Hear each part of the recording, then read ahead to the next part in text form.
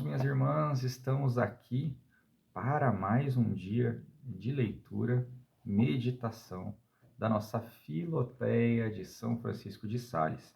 Então, nós fizemos aí um grande caminho para entendermos como fazer a meditação, como fazer a oração mental, e fizemos aí vários dias. Então, nós fomos sempre fazendo resumo, sempre contabilizando o que é a oração mental, o passo a passo que São Francisco de Sales nos ensina. Agora, ele vai trazer uma série de avisos. Sabe aquelas dicas? Sabe aquela a pessoa experiente, já fez, já passou, já viveu várias situações com a oração e agora ele quer nos ensinar. Então ele fala assim, primeiro, então eu dividi aqui, que é um texto, é um capítulo um pouquinho maior, nada absurdo também, e eu dividi alguns pontos que ele colocou para meditar com vocês, para vocês carregarem para o seu de oração. Então, o primeiro parágrafo ele fala sobre a prática, sobre o praticar. Então, ele fala assim: quando você sai da sua meditação, é preciso que você conserve as resoluções que você teve, lembra que eu tinha afetos e resoluções, para que você possa praticar. E ele fala assim: você precisa praticar, é essencial que você pratique. Nós não estamos querendo ficar craques em meditação. Nós estamos querendo ficar craques em devoção, em santidade, em vida transformada. Então, o que a gente está vivendo aqui é uma questão de aprofundarmos, tá? Aprofundarmos na prática da devoção e não na meditação sozinho. Ah, não, eu fiz uma meditação tão bela, ó como eu sou criativo, ó como eu sou bom, ó como eu tenho uma interioridade. Então é isso. Ele fala assim: as virtudes meditadas e não praticadas incham o espírito e o coração. Olha só, incham o espírito e o coração. Então a gente não quer ficar soberbo. Isso é o contrário da vida devota. E ele fala assim: muitas vezes a gente acha que tem resoluções vivas e sólidas, mas elas não as são. Cara, quanto isso é perigoso.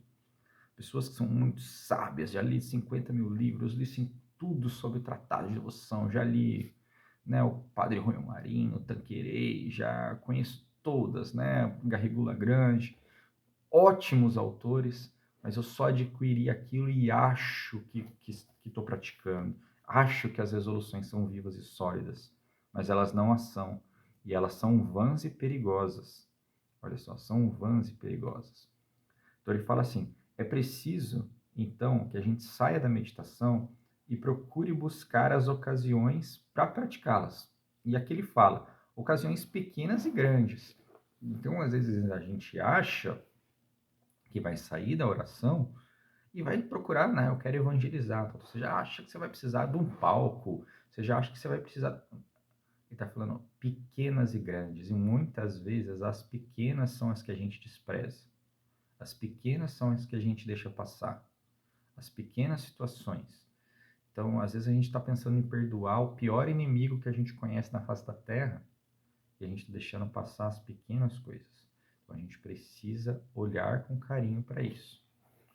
Tá? Praticar. Praticar. Ele fala no mesmo dia. Tá? Naquele mesmo dia. Praticar. Então, ele fala até aqui, né? Se ele retoma algo que ele tinha voltado lá atrás, né? Se o problema era, era lidar com as pessoas que me ofenderam, eu tenho que buscar naquele dia ocasiões de ser amável com aquela pessoa, de ser solista, de tentar ganhar aquela pessoa de uma outra forma. E ele fala, se eu não ver essa pessoa, que eu possa rezar, que eu possa encomendá-la a Deus. Mas é preciso que eu faça nesse dia, que eu busque praticar. O segundo parágrafo ele vai falar sobre a importância de guardar o silêncio e nos guardar da distração.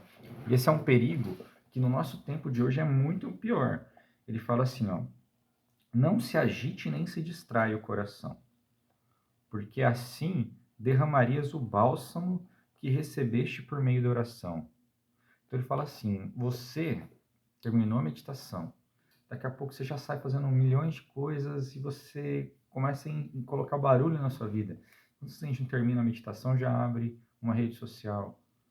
Então, ele fala, cultive no seu interior, Cultive no seu interior essa disposição que você cultivou na meditação.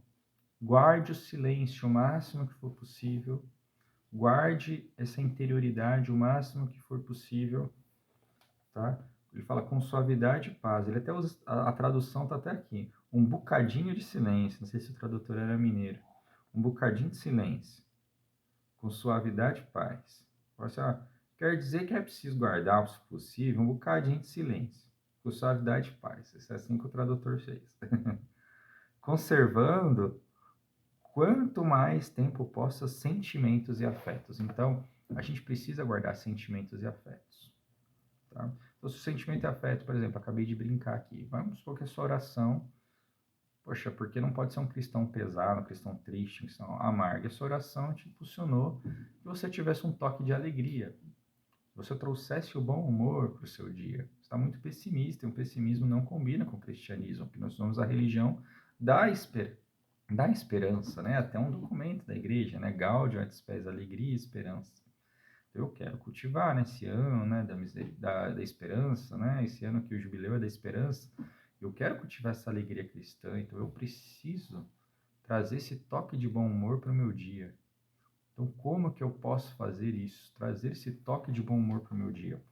Então, eu vou trazer isso a partir, né, da minha vida, da minha meditação, e eu preciso, então, alimentar isso no meu coração. Já reparou? Quando você alimenta a tristeza, você fica mais triste? Então, só alimentar nessa minha interioridade, nesse meu silêncio interior, a virtude do bom humor, a virtude, né, de olhar a bondade de Deus, mesmo nas questões difíceis, de olhar com esse olhar simples, brincalhão, né?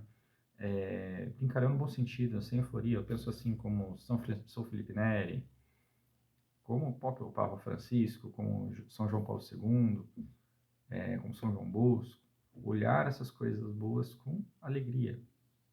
Então, isso é muito importante. E ele fala aqui, olha, um homem que tivesse recebido um vaso de bela porcelana com algum licor de grande preço e estimação, para o levar para sua casa, caminharia devagarinho, sem olhar ao lado, mas olhando ora para sua frente com receio de tropeçar em alguma pedra ou dar algum passo em falso. Então você recebeu na oração esse licor muito caro, muito precioso, que são os afetos e as resoluções que o Senhor inspirou para você.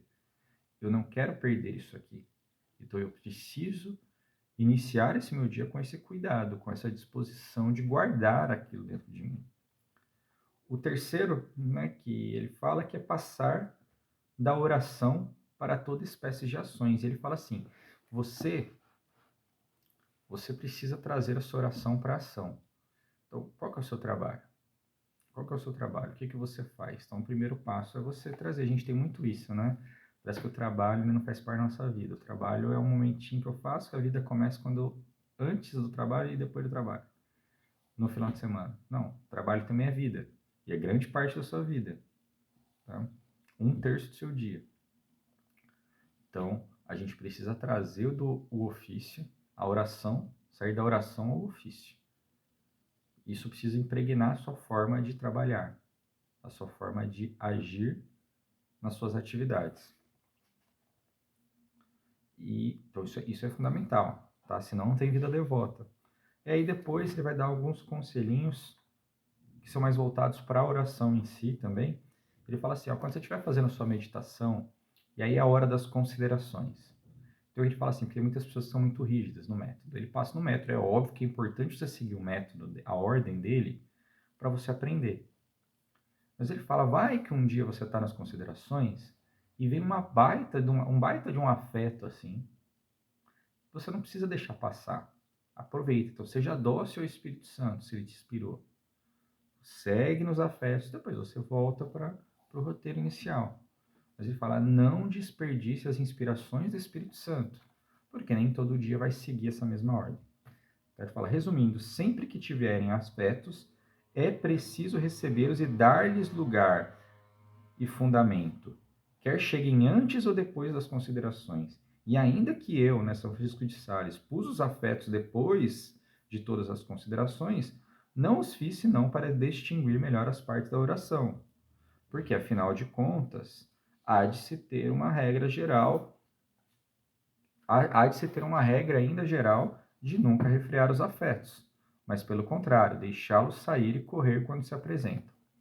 Tá? Ele fala, isso vale também, se for na ação de graça, se for no oferecimento, na petição. Ele fala, somente as resoluções deixe sempre para depois dos afetos. Porque você tem que fazer a resolução depois dos afetos. Então, você está vindo os afetos, já vou para a resolução. Não, veio a resolução muito clara. Então, se ela veio em forma de afeto ainda. Alimente esse afeto e depois transforme numa resolução. Por quê? Porque a resolução precisa ser no final da oração, mais perto do final da oração e depois dos afetos. Porque ele fala aqui, senão a gente vai se distrair dela e corremos um perigo, então, de não praticá-las. E ele fala que também, nos afetos e nas resoluções, é bom que a gente faça em forma de conversa com Deus. É hora de fazer aquele bate-papo com Deus, conversa com eles. Não, e ele fala, não tem problema de você chamar para essa conversa o seu anjo da guarda, algum santo que estava presente naquele mistério que estava meditando. Chama para conversa. Bate esse papo. Faça isso em forma de conversa. Né? A gente está falando de oração mental, né? Oração espontânea, oração que vem do coração. E a gente precisa, então, aprender a conversar, né? Santa Teresa d'Ávila, oração é tratar de amizade, é conversa, tá?